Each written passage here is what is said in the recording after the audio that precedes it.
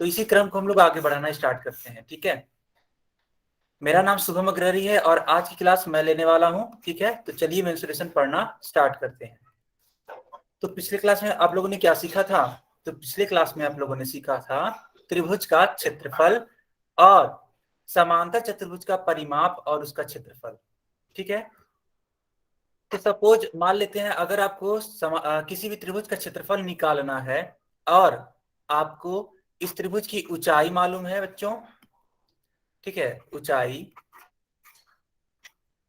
और त्रिभुज का आधार मालूम है और त्रिभुज का आधार मालूम है, तब इसका क्षेत्रफल क्या होता है? तो इसका क्षेत्रफल का सूत्र होता है बच्चों 1/2 इंटू आधार इंटू ऊंचाई। इस प्रकार से बताइए, आपको ये बातें समझ में आ गई? ये चीजें हम लोग सीख चुके थे ना बेटा?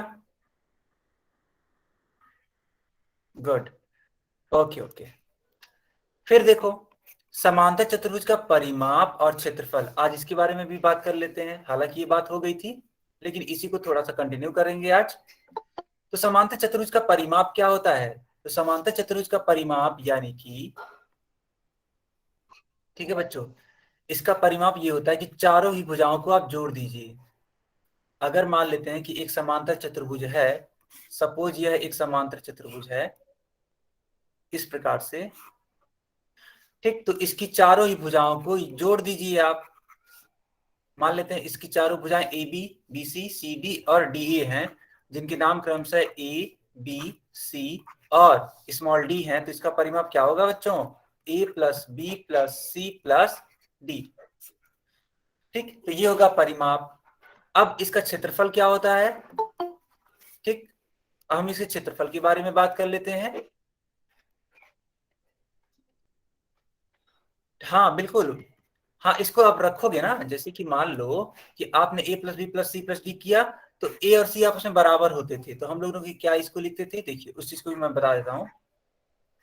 देखो, उसी चीज को मैं यहाँ पे लिख देता हूँ। अगर ये ए है तो ये भी ए होगा बच्चों, और अगर ये बी है तो ये भी कितना होगा? बी होगा। तो ए प्लस बी प्लस ए प्लस बी यानी कि 2 गुणा ए प्लस बी। तो ये क्या आता था? इसका सूत्र आता था परिमाप के लिए। इसका क्षेत्रफल का सूत्र क्या होता है बच्चों? कोई बताएगा? बताइए, इसके क्षेत्रफल के सूत्र को हम लोग कैसे निकालते थे? तो इसके क्षेत्रफल को निकालते थे आधार गुणा शीर्ष लंब।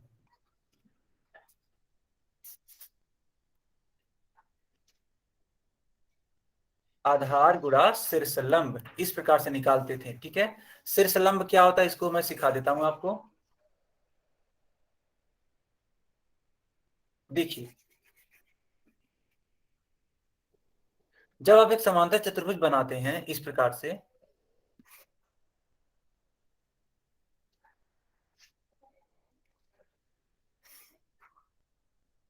इस प्रकार से जब एक समांतर चतुर्भुज बनाते हैं, मान लेते इसका नाम आपने रखा ए बी सी डी। इसकी ये वाली भुजा ए है, ठीक है, या फिर इसको बी मान लेते हैं। ठीक है बच्चों, देखना ध्यान से, इसकी इस वाली भुजा को हम लोगों ने बी मान लिया और यहां पे एक लंब डाल दिया इस शीर्ष डी से, इस प्रकार से। चलो लंब की इस ऊंचाई को हम लोग मान लेते हैं एच। तो इसका क्षेत्रफल क्या होगा? तो इसका क्षेत्रफल होगा बी इंटू एच। ठीक है, क्या आपको ये चीजें क्लियर हो गई? बताइए जल्दी से। अगर हाँ तो वाई लिखेंगे और अगर नहीं तो एन लिखेंगे।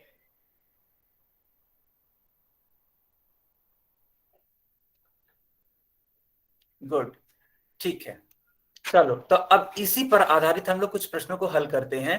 तो ये रहा आपकी स्क्रीन पे पहला क्वेश्चन। मैंने चैट बॉक्स बंद कर दिया, लेकिन पोल सेक्शन मैंने ऑन कर दिया बच्चों। तो जल्दी से जाइए और इसका उत्तर करिए। आप लोग कहां पर? पोल सेक्शन में इस क्वेश्चन को हल करिए, तब इसका उत्तर करिएगा।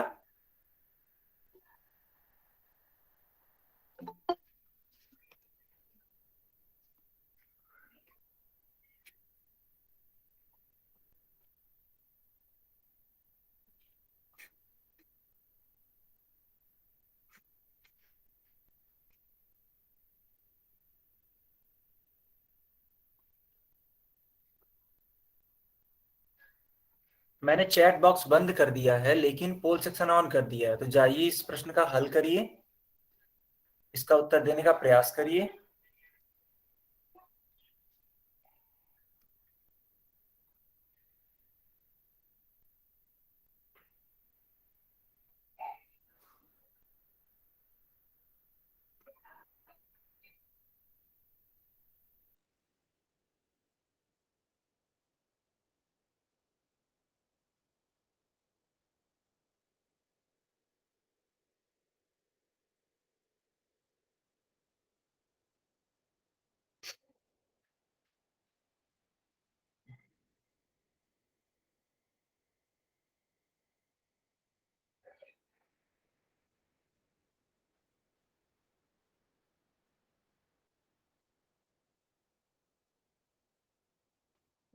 चलो बच्चों, अब इसका उत्तर करिए आप लोग कमेंट बॉक्स में, चैट बॉक्स में इसका उत्तर देने का प्रयास करिए जिन बच्चों को ये आ गया।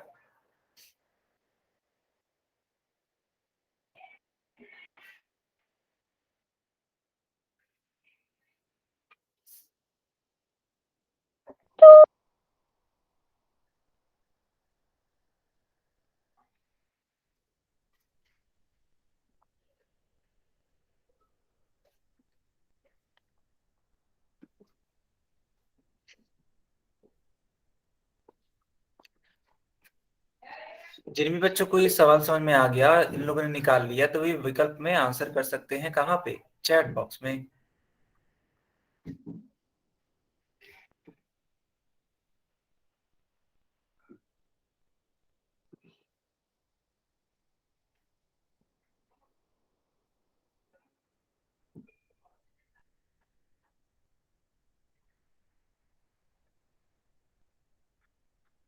ठीक है बच्चों, ठीक है। चलिए अब इसका हल देखते हैं। देखिए लिखा हुआ है कि यदि यदि किसी त्रिभुज एबीसी का आधार 10 सेंटीमीटर तथा क्षेत्रफल 75 सेंटीमीटर स्क्वायर है, तो त्रिभुज की ऊंचाई ज्ञात कीजिए। आपको यहाँ पे एक त्रिभुज एबीसी दे रखा है, समझने का प्रयास करेंगे सारे बच्चे। एक त्रिभुज ए बी सी दे रखा है और इसका आधार है 10 सेंटीमीटर का, और जबकि इसका क्षेत्रफल है बच्चों, इस त्रिभुज का क्षेत्रफल है 75 सेंटीमीटर स्क्वायर। तो क्या निकालना है आपको, इसकी ऊंचाई ज्ञात करनी है। चूंकि हम जानते हैं त्रिभुज का क्षेत्रफल बराबर होता है 1/2 इंटू आधार आधार गुना ऊंचाई। तो क्षेत्रफल का मान रख दीजिए यहाँ पे 75, आधार का मान रख दीजिए 10, और ऊंचाई का मान हमें नहीं मालूम है। 10 को 2 से भाग दे दीजिए तो क्या आएगा, 5 आएगा, यानी कि 5 गुणा ऊंचाई, इस प्रकार से। इसलिए बच्चों ऊंचाई का मान क्या आएगा, तो ऊंचाई का मान आएगा 75/5, यानी कि जब इसको डिवाइड करेंगे आप तो क्या लिख सकते हैं, 15। ठीक है, तो ऊंचाई का मान कितना आ गया बच्चों, बताइए आप लोग, 15 सेंटीमीटर। अतः विकल्प नंबर ए आपका सही उत्तर होगा। अतः विकल्प नंबर ए आपका सही उत्तर होगा। किन किन बच्चों को यह सवाल समझ में आ गया, वाई लिखिए।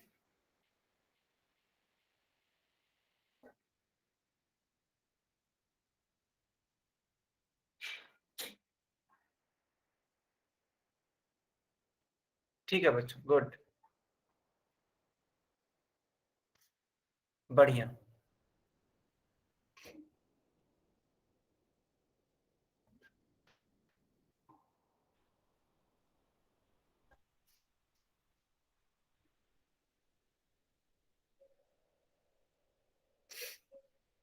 सारे बच्चे इस प्रश्न को नोट कर लेंगे और अब हम लोग आगे बढ़ते हैं अगले प्रश्न की तरफ। या तो आप इसको नोट कर लीजिए या फिर इसका स्क्रीनशॉट ले लीजिए। चलिए अब हम आगे बढ़ते हैं। तो आपने देखा कि विकल्प नंबर ए इसका सही उत्तर है। चलिए बच्चों, इस क्वेश्चन को हल करने का प्रयास करिए और इसका उत्तर करिए आप लोग पोल सेक्शन में। इस क्वेश्चन को आप लोग हल करने का प्रयास करिए और तब इसका उत्तर करिए कहां पर, पोल सेक्शन में।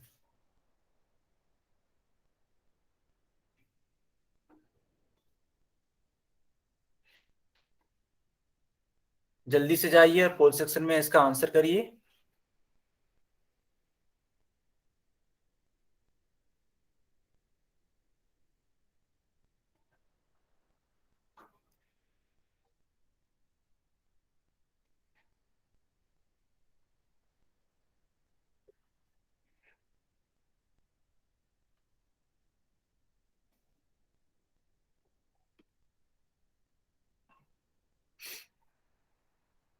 बच्चों, इस प्रश्न का हल आप लोग निकालिए और इसका उत्तर कहां पे करिए, पोल सेक्शन में। क्योंकि मैंने चैट बॉक्स तो बंद किया हुआ है ना, तो आप इसका उत्तर कहां पे करेंगे, पोल सेक्शन में।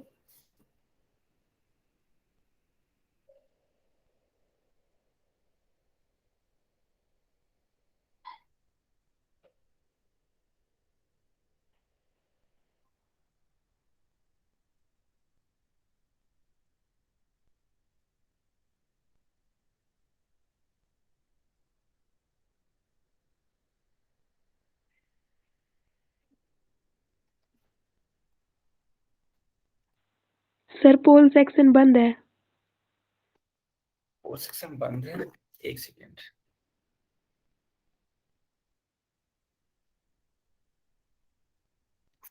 चेक करो बेटा, दोबारा चेक करो। अभी ठीक है? Yes sir.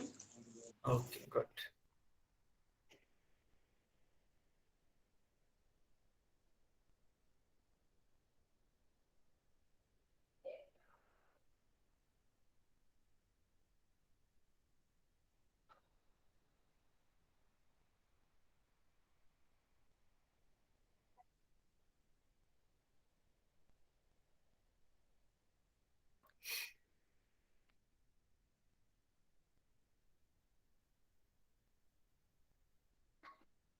बच्चों, आपके पास पूरे 2 मिनट हैं, इसको हल करिए अच्छे से अपनी कॉपी में और तब इसका उत्तर करिए पोल सेक्शन में।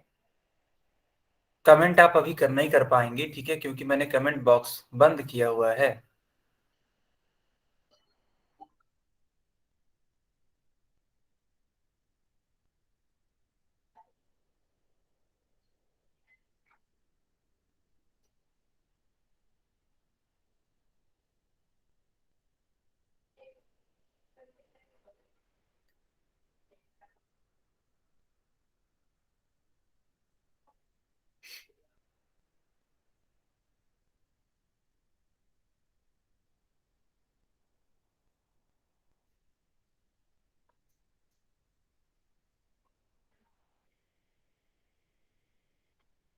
बाकी बच्चे भी इसका उत्तर करिए।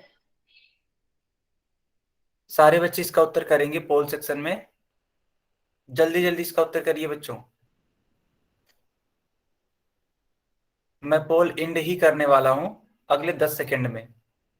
जल्दी से इसको सॉल्व करिए, तब इसका उत्तर करिए।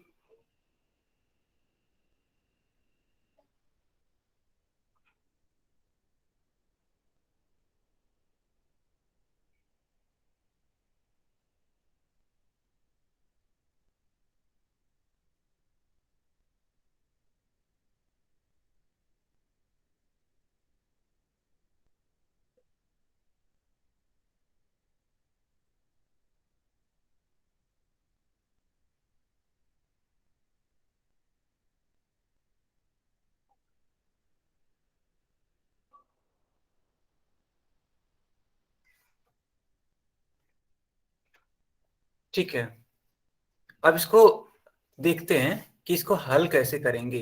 चलिए, मैंने चैट बॉक्स ऑन कर दिया, तो जो भी बच्चे चैट बॉक्स में आंसर करना चाहते हैं वे चैट बॉक्स में लिख सकते हैं।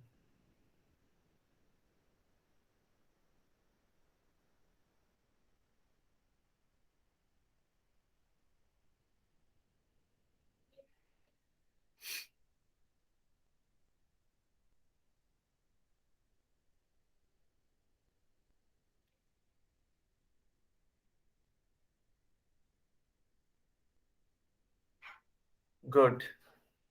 बहुत ही बढ़िया। बहुत ही बढ़िया। मैं देख पा रहा हूं कि कुछ बच्चों ने बिल्कुल सही उत्तर किया है, बिना किसी गलती के। चलिए बच्चों, अब इसका हल देखते हैं।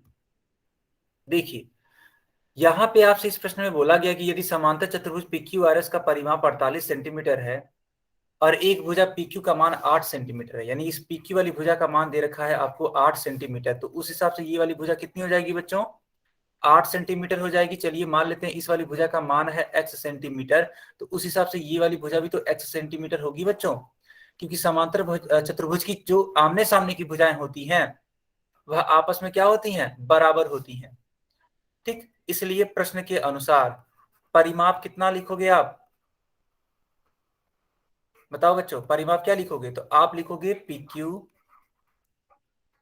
Plus QR plus RS plus SP, इस प्रकार से। अब इन चारों ही मानों को रख दीजिए। PQ का मान 8 है बेटा, QR का मान x है, RS का मान 8 है और SP का मान x है। तो 8 और 8 16, और x और x क्या हो जाएगा? 2x हो जाएगा। तो इस प्रकार से हम लोग लिख सकते हैं 2x प्लस 16। और परिमाप का मान सवाल में दे रखा था 48, यानी कि 48। तो अब क्या करेंगे? देखिए बच्चों, अब 2x का मान क्या होगा? तो 2x बराबर होगा 48 माइनस 16। जब इसको आप घटाओगे तो क्या पाओगे बताइए? 8 में से 6 जाएगा तो 2 लिखोगे, और 4 में से 1 जाएगा तो 3 लिखोगे, यानी 32 लिखोगे। अब इसी चीज को आप क्या लिख सकते हैं? तो इसको लिख सकते हैं x इक्वल टू 32/2, यानी कि x इक्वल्स टू 16 सेंटीमीटर। तो जहां भी आपने x सेंटीमीटर लिखा था, अब वहां पे क्या लिख दीजिए? 16 सेंटीमीटर लिख दीजिए बच्चों। देखिएगा, यह 16 सेंटीमीटर और यह भी 16 सेंटीमीटर। इसलिए अब खुद सोचिए, यहाँ पे क्यू आर का मान क्या हो जाएगा? तो क्यू आर का मान 16 हो जाएगा। तो यहाँ पे आप लिख भी सकते हैं अपना उत्तर। आपका उत्तर क्या आ रहा है देखिएगा, क्यू आर का मान आपके अनुसार 16 आएगा। आर एस का मान कितना है बच्चों? या एस आर का मान, ठीक है, एस आर का मान 8 सेंटीमीटर है, चित्र में देख लीजिए। और एसपी का मान कितना है? 16 सेंटीमीटर। अब यही आंसर मैच करा लीजिए। कौन सा आंसर मैच कर रहा है? क्या ए मैच कर रहा है? नहीं। बी नहीं, सी नहीं। तो विकल्प नंबर डी आपका सही उत्तर होगा, क्योंकि विकल्प डी आपका मैच कर रहा है। सारे बच्चों को ये बातें क्लियर हो गई?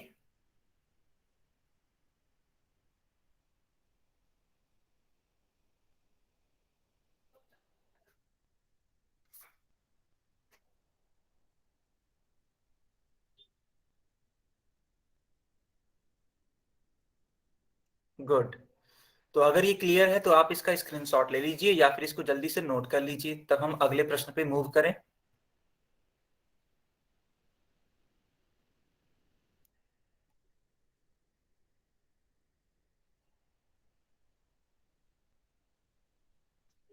जल्दी से इसको नोट कर लीजिए या फिर इसका स्क्रीनशॉट ले लीजिए, ताकि हम अगले प्रश्न पे चलते हैं। चलो बच्चों, अब इसको इरेज करता हूं मैं और अगले प्रश्न में हम लोग चलते हैं। तो जैसा कि देखा आपने, विकल्प नंबर डी इसका सही उत्तर है। चलिए अब इस वाले प्रश्न को हल करिए। मैंने कमेंट बॉक्स यानी कि चैट बॉक्स बंद कर दिया, लेकिन पोल सेक्शन मैंने ऑन कर दिया। तो इस प्रश्न को हल करिए और इसका उत्तर करने का प्रयास करिए पोल सेक्शन में।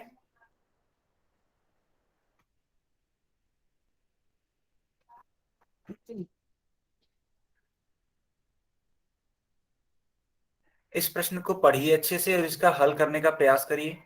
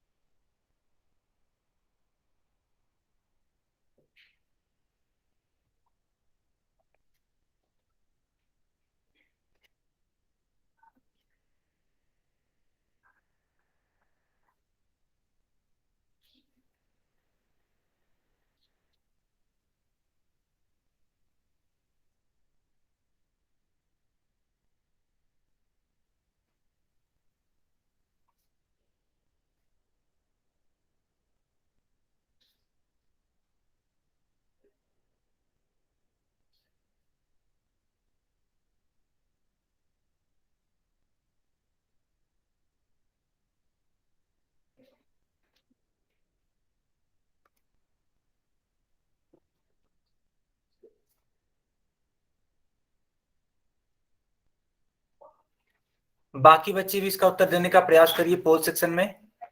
आपको इस दिए गए समांतर चतुर्भुज का क्षेत्रफल ज्ञात करना है। पिछले क्लास में चीजें सिखा दी गई थी, आप इसको प्रयास करने का कोशिश करिए।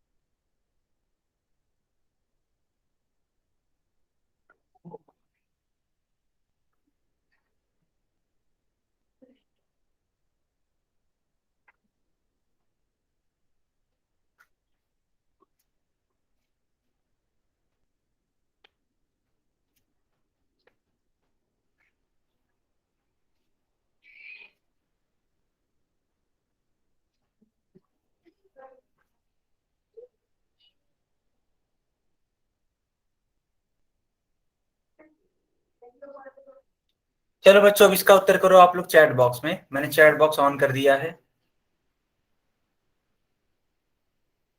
मैंने चैट बॉक्स ऑन कर दिया है, अब इसका उत्तर करिए आप लोग।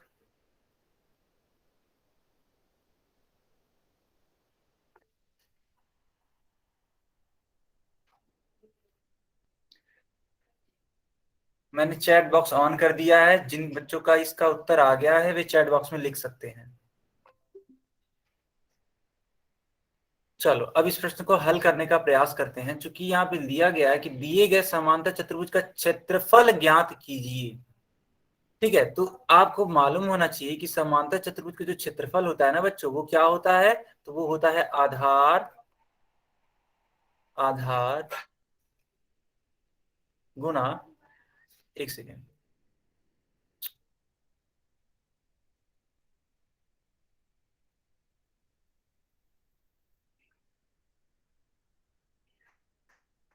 हाँ ठीक है। देखो बच्चों, क्षेत्रफल इसका क्या होता है देखिएगा। यहाँ पे इसका क्षेत्रफल होगा आधार गुना शीर्ष लंब, शीर्ष लंब, इस प्रकार से। तो अब देखेंगे आधार का मान कितना होगा। देखो अगर ये 9 सेंटीमीटर है तो ये भी कितना होगा बच्चों? 9 सेंटीमीटर ही होगा। ठीक है, इस प्रकार से। तो आधार का मान हमने 9 रख दिया। शीर्ष लंब, शीर्ष लंब का मान कितना है? 7 है। तो 9 × 7 कितना होता है? 63 होता है। यानी इसका आंसर आएगा 63 सेंटीमीटर स्क्वायर। यानी विकल्प नंबर डी आपका सही उत्तर होगा। ठीक है बच्चों, अगर ये समझ में आ गया तो वाई टाइप कर दीजिए।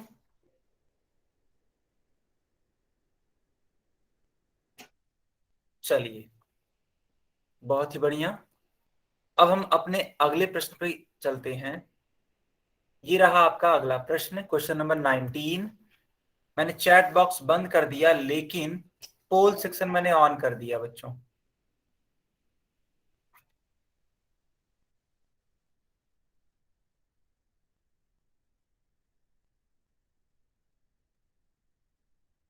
सारे बच्चे जाइए और इसका उत्तर करिए पोल सेक्शन में।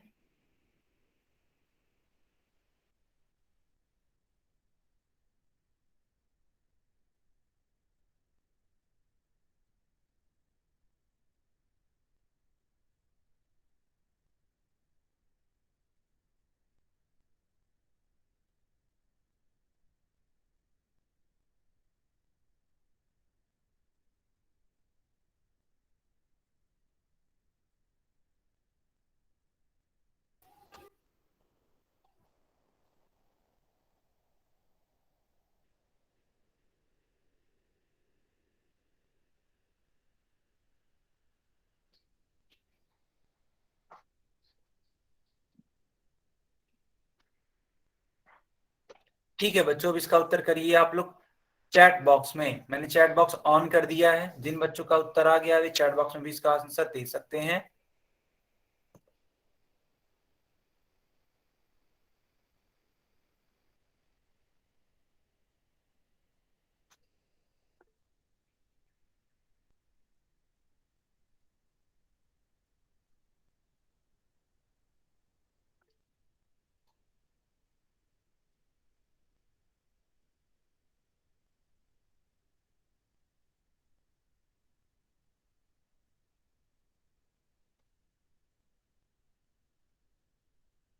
चलिए अब इसका हल देखते हैं।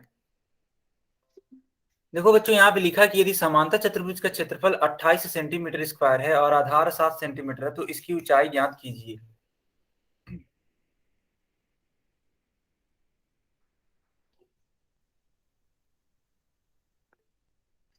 बच्चों यहाँ पर एक समांतर चतुर्भुज दे रखा है, समझने का प्रयास करिएगा। A B C D. अब इसके आधार की लंबाई है 7 सेंटीमीटर और आपको क्या निकालना है, तो बच्चों इसकी ऊंचाई ज्ञात करनी है। ठीक है, चलो मान लेते हैं इसकी ऊंचाई है h, जिसको हम लोग शीर्षलंब भी बोल सकते हैं। तो इसलिए समांतर चतुर्भुज का क्षेत्रफल बराबर होता है सूत्र आधार आधार गुना ऊंचाई, या फिर आप इसको शीर्षलंब भी बोल सकते हैं ऊंचाई को। क्षेत्रफल का मान रख दीजिए तो इसका मान है 28, आधार का मान रख दीजिए तो इसका मान है 7 और ऊंचाई हमें निकालनी है। तो बच्चों ऊंचाई का मान कितना आएगा, तो ऊंचाई का मान आएगा 28/7 यानी कि 4 सेंटीमीटर। तो विकल्प नंबर ए आपका सही उत्तर होगा। बताइए बच्चों, ये चीजें क्लियर हो गई आपको? क्या आपको ये क्वेश्चन समझ में आ गया? अगर हाँ तो वाई लिखेंगे और अगर नहीं तो एन लिखेंगे।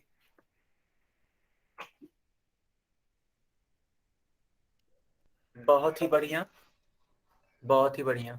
चलिए अब हम अपने अगले प्रश्न की तरफ चलते हैं। अब हम लोग अपना अगला टॉपिक पढ़ते हैं जिसका नाम क्या है, आयत का परिमाप और क्षेत्रफल। इसको इंग्लिश में बोलते हैं perimeter and area of rectangle. चलिए अब इसको पढ़ना स्टार्ट करते हैं।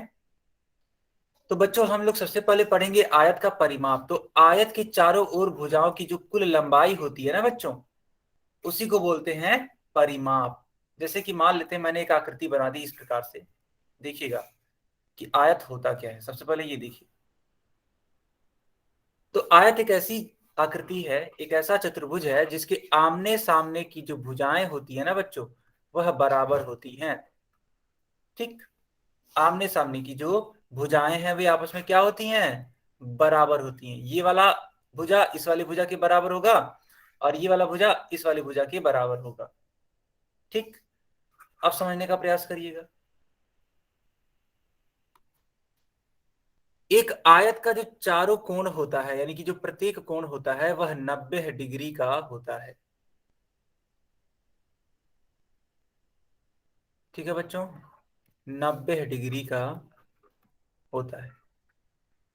इस प्रकार से इसका नाम रख देते हैं ए बी सी डी। तो यह एक आयत है। क्या आपको इतना समझ में आया? अगर हाँ तो y लिखेंगे और अगर नहीं तो n लिखेंगे।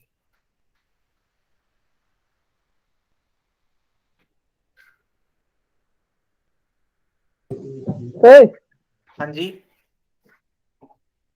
हाँ जतिन के नाम से जो बच्चा है, बताइए क्या परेशानी है। जतिन, कुछ पूछना है आपको?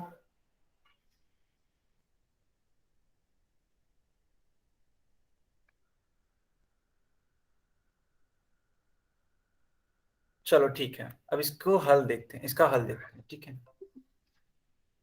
देखो हम इसके परिमाप को निकालना चाहते हैं। हमने मान लिया कि एक आयत है जिसकी लंबाई a है और इसकी चौड़ाई b है। तो अगर यह b है तो ये भी तो b होगा बच्चों, और अगर यह a है तो ये भी क्या होगा, a होगा। क्यों? क्योंकि आयत के सामने की जो भुजाएं होती हैं वह आपस में बराबर होती हैं।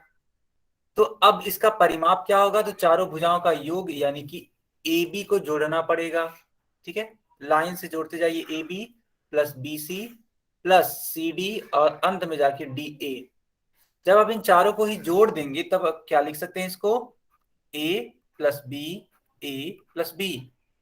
अब ए और ए दो बार है ना बच्चों, तो हो जाएगा ये क्या, 2a प्लस बी यहां भी है, बी यहां भी है, तो इसको क्या लिख देंगे हम लोग, 2b। टू यहां भी है, टू यहां भी है, कॉमन ले लेंगे यानी कि 2 ब्रैकेट में a प्लस बी, जो कि आपका क्या होगा, सूत्र बनेगा परिमाप का।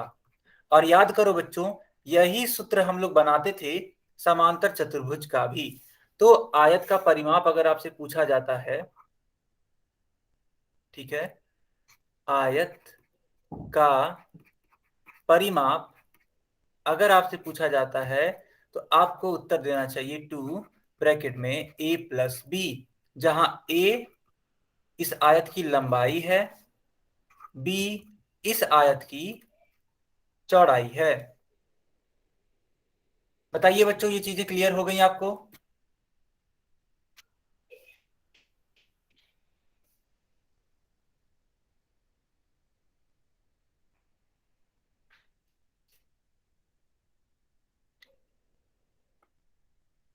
ठीक है, ओके गुड। तो इसको नोट कर लीजिए। अब अगले टॉपिक पे बढ़ते हैं। इस टॉपिक का नाम है आयत का क्षेत्रफल। तो उसी आकृति को जो अभी को आप सीख कर आए हैं, आयत को दोबारा से हम लोग बनाएंगे, क्योंकि अब इसका हमें क्या ज्ञात करना है, क्षेत्रफल ज्ञात करना है। तो एक आयत के द्वारा घेरे गए स्थान को ही इसका क्या कहते हैं बच्चों, क्षेत्रफल कहते हैं।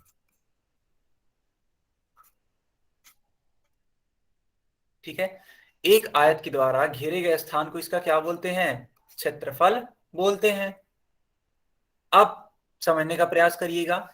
मान लेते हैं एक आयत की लंबाई है a और चौड़ाई है b, तब इसका क्षेत्रफल क्या होगा। देखिए, अगर आपको किसी भी आयत का लंबाई और चौड़ाई मालूम है तो इसका क्षेत्रफल होता है बेटा a गुना b, यानी कि आयत का क्षेत्रफल बराबर a गुना b, जहां पे a क्या है, तो a इसका लंबाई है, b क्या है बच्चों, तो b इसका चौड़ाई है। जैसे मान लेते हैं, मैंने कहा कि इस वाले आयत की लंबाई है 10 सेंटीमीटर और चौड़ाई है 6 सेंटीमीटर, तो बताइए इसका क्षेत्रफल कितना होगा। तो आपको कुछ नहीं करना है, सिर्फ इस वाले फार्मूले को लगाइएगा, a इंटू बी, जहां पे a क्या है, लंबाई, और b क्या है, चौड़ाई। तो a का मान कितना है बच्चों, 10 है, b का मान कितना है, 6 है, दोनों का गुणा कर दीजिए, कितना आएगा उत्तर, तो 60 सेंटीमीटर स्क्वायर। क्षेत्रफल का मान आ जाएगा 60 सेंटीमीटर स्क्वायर। बताइए सारे बच्चों को ये क्लियर है, सारे बच्चों को ये बातें क्लियर हो गई? अगर हाँ तो वाई, और अगर नहीं तो एन टाइप कर सकते हैं। ठीक है, ओके बच्चों। तब आपकी स्क्रीन पे कुछ प्रश्न आएंगे, ये रहा क्वेश्चन नंबर 20। अब इसका हल करिए, और इसका हल करने के बाद इसका उत्तर करिए कहां पर, पोल सेक्शन में। जल्दी से जाइए और इसका उत्तर करिए पोल सेक्शन में।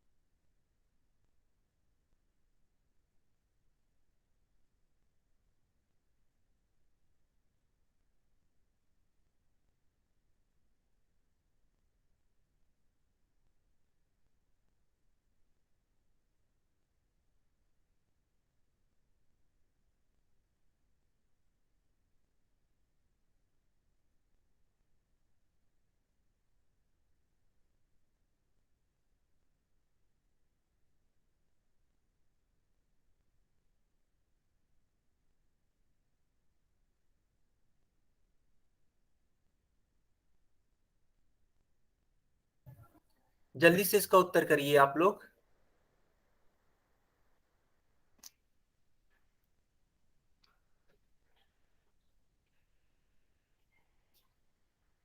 मैं देख पा रहा हूँ कि बाकी बच्चे यस सही उत्तर कर रहे हैं, सिर्फ एक बच्चे ने गलत उत्तर किया है।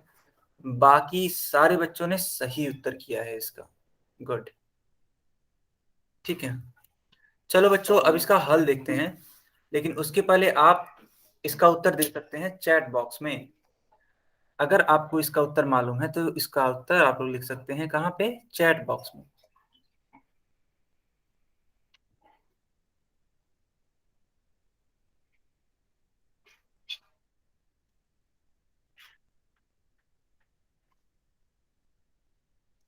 ठीक है बच्चों, अब इसका हल देखिए। देखो यहाँ पे लिखा है कि नीचे दी गई आकृति का परिमाप ज्ञात कीजिए। अब यह आकृति क्या है, तो यह आकृति है आयत, और आयत का लंबाई और चौड़ाई आपको मालूम है इस प्रकार से। अभी को मैंने आपको सिखाया था कि आयत का जो परिमाप होता है, ठीक है बच्चों, आयत का परिमाप जो होता है वो क्या होता है, दो ब्रैकेट में लंबाई प्लस चौड़ाई। ठीक है, आप इसको a प्लस बी भी लिख सकते हैं, जहां पे a क्या है, लंबाई, और b क्या है, चौड़ाई। अब इसी सूत्र का यूज कर दीजिए। देखिएगा, लंबाई a है तो 8 लिख देंगे, चौड़ाई b है यानी कि 7 लिख देंगे। अब 8 और 7 को जोड़ देंगे तो कितना आएगा, 15 आएगा। 15 का गुना 2 में कर देंगे यानी कि 30 आएगा, तो 30 सेंटीमीटर। तो विकल्प नंबर सी आपका सही उत्तर होगा। ठीक है, अगर आपको ये समझ में आ गया तो वाई लिखिए, और अगर नहीं समझ में आया तो एन लिखिए।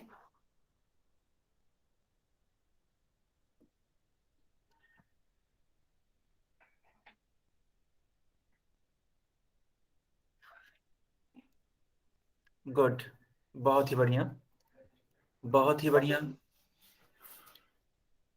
चलो बच्चों इसको नोट कर लो, या फिर इसका स्क्रीनशॉट ले लो। हम लोग अगले प्रश्न की तरफ चलते हैं।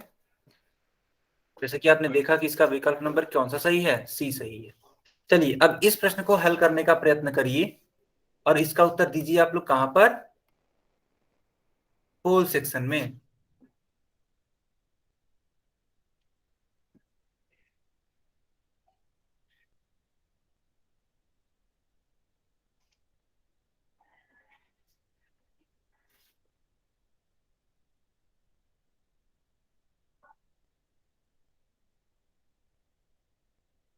जल्दी से सारे बच्चे इसका उत्तर करिए पोल सेक्शन में। मैंने चैट बॉक्स बंद कर दिया है।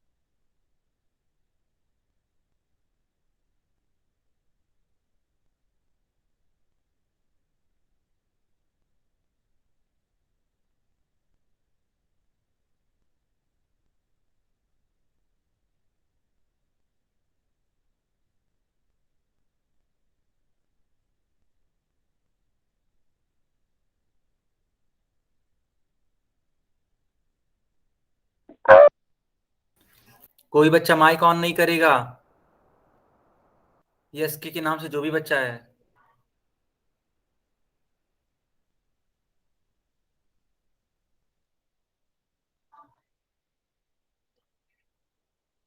बाकी बच्चे इसका उत्तर करिए आप लोग, पोल सेक्शन में इसका उत्तर करिए बच्चों, बहुत ही प्यारा सा सवाल है।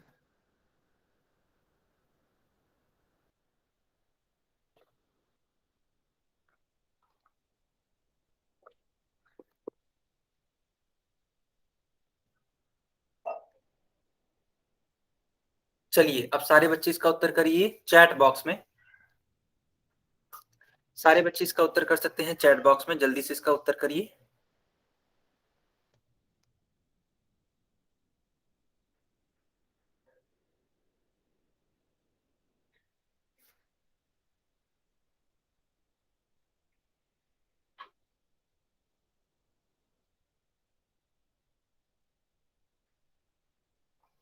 ठीक है, अब इसको हल करने का प्रयास करते हैं। बच्चों देखो यहाँ पे लिखा हुआ है, ठीक है, देखो यहाँ पे लिखा हुआ है कि यदि आयत का क्षेत्रफल 72 सेंटीमीटर स्क्वायर है और लंबाई 9 सेंटीमीटर, तो चौड़ाई ज्ञात करिए। चूंकि आपको मालूम होना चाहिए कि जो आयत का क्षेत्रफल होता है वो क्या होता है, वो होता है लंबाई गुणा चौड़ाई। क्षेत्रफल का मान रख दीजिए यानी कि 72, लंबाई यानी कि 9, और चौड़ाई हमें निकालना है। इसलिए बच्चों चौड़ाई का मान क्या आएगा, तो 72/9। अब 72 को 9 से भाग दे दीजिए यानी कि 8 सेंटीमीटर।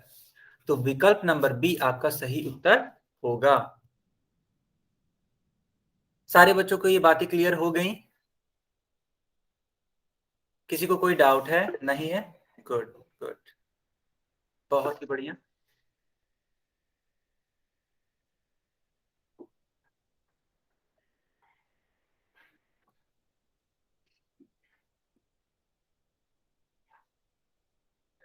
ठीक है बच्चों,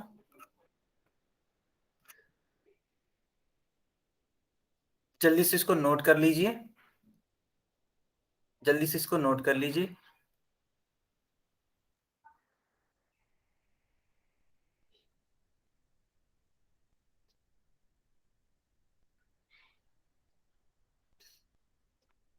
चलिए बच्चों, अब मैं आपसे एक प्रश्न पूछता हूं, देखते हैं कितने बच्चे सही उत्तर करते हैं। ठीक है, जैसा कि आपने देखा इसका विकल्प बी सही है। ठीक है, चलो अब एक प्रश्न करते हैं, देखते हैं कितने बच्चे सही उत्तर करते हैं। मान लेते हैं आपको एक आयत दे रखा है इस प्रकार से। बच्चों ध्यान से देखिएगा, और इसमें आपको चौड़ाई दे रखी है 12 सेंटीमीटर। ठीक है, 12 सेंटीमीटर दे रखी है आपकी क्या, चौड़ाई। और इसके लंबाई का मान आपसे पूछा गया है कि कितना होगा, जबकि इस वाले आयत का क्षेत्रफल है बच्चों 180 सेंटीमीटर स्क्वायर। इस प्रश्न को हल करिए और इसका उत्तर करिए चैट बॉक्स में। इस प्रश्न को हल करिए तब इसका उत्तर करिए आप लोग चैट बॉक्स में।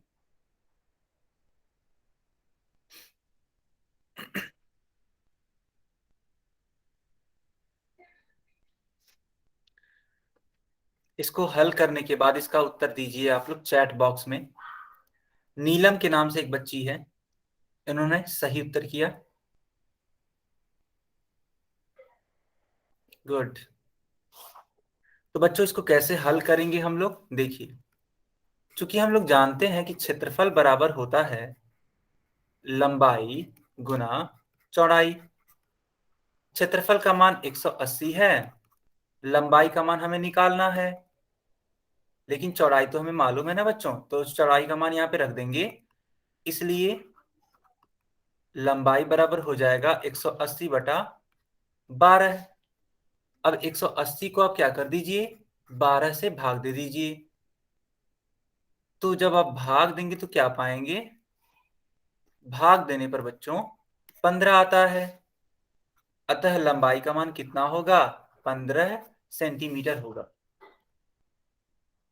बच्चों ये बातें क्लियर हो गई आपको, सारे बच्चों को समझ में आ गया? गुड। ठीक है बच्चों, अब आप अपना होमवर्क नोट करिए।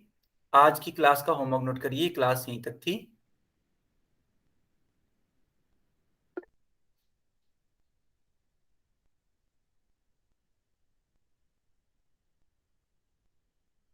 ठीक है, होमवर्क नोट करिए।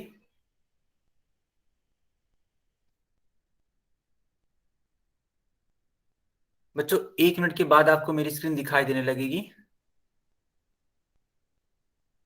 क्योंकि मैं आपको होमवर्क शो करने वाला हूं।